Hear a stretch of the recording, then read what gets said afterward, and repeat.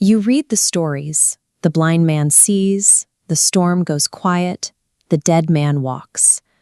We are taught to view these moments as isolated episodes, scattered randomly across 4 Gospels. But when you lay every single one of these events out chronologically, from the very first to the very last, a deliberate sequence emerges. They build toward a specific, engineered conclusion. The Gospel writers Matthew, Mark, and Luke describe these acts using the Greek word dunamis, meaning raw power or force. But the Gospel of John never uses that word. He exclusively uses semeion, which translates to sign. A display of raw power makes you step back in awe. A sign forces you to look at where it's pointing. The text insists these healings and exorcisms are evidence meant to answer a specific question about who is actually performing them. Every act of power serves as a calculated signature, defining who Jesus is through a sequence of specific signs. The sequence begins at a wedding feast in the region of Galilee. In first-century Judean culture, weddings lasted up to a week. Running out of wine was a severe breach of hospitality that would bring permanent shame upon the entire hosting family. The account opens by stating this happens on the 3rd day.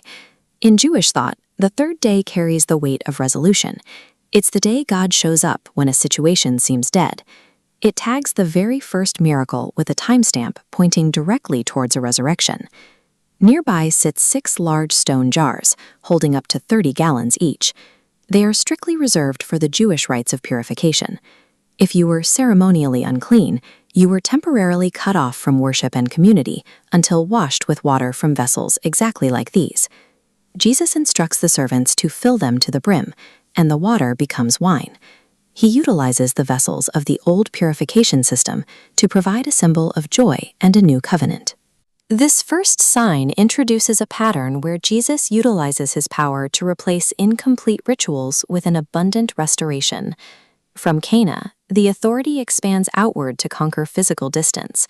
A royal official travels to beg for his dying son's life. Jesus speaks the word, and miles away in Capernaum, the boy recovers at that exact hour. Next, the radius crosses strict societal boundaries.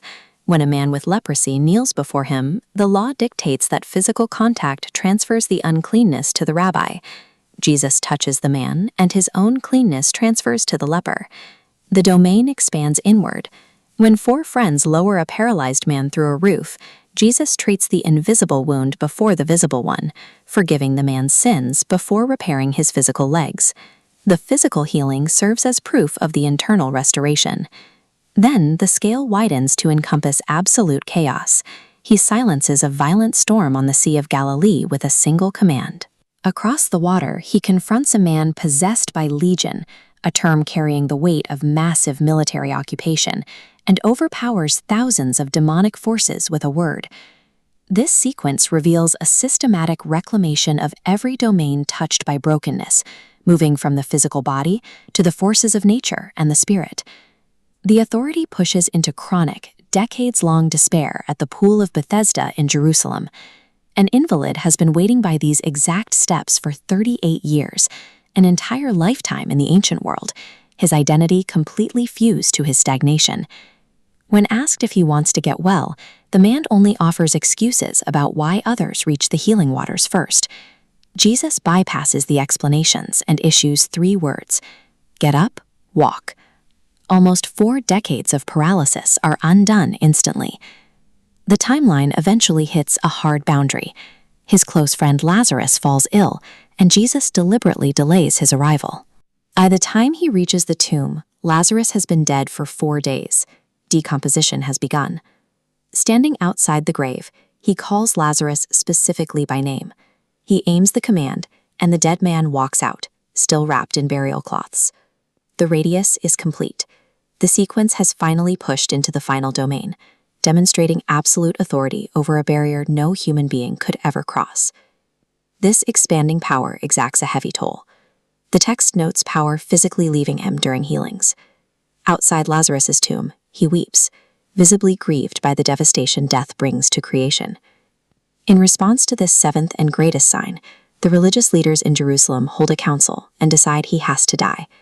Proving his authority over life is the exact trigger that sets his execution in motion. Life comes through death. The resurrection serves as the seventh and final sign in the sequence, the logical conclusion of an authority that had mastered every other boundary of the physical world. Look closely at the man lying by the pool. So many people have carried their brokenness for so long that letting go of it feels like losing a part of themselves. They settle into routines. The question asked 2,000 years ago still stands. Do you actually want to get well? When lined up chronologically, the miracles of Jesus form a single, unbroken narrative, a creator stepping directly into history, act by act, to make a broken world new again.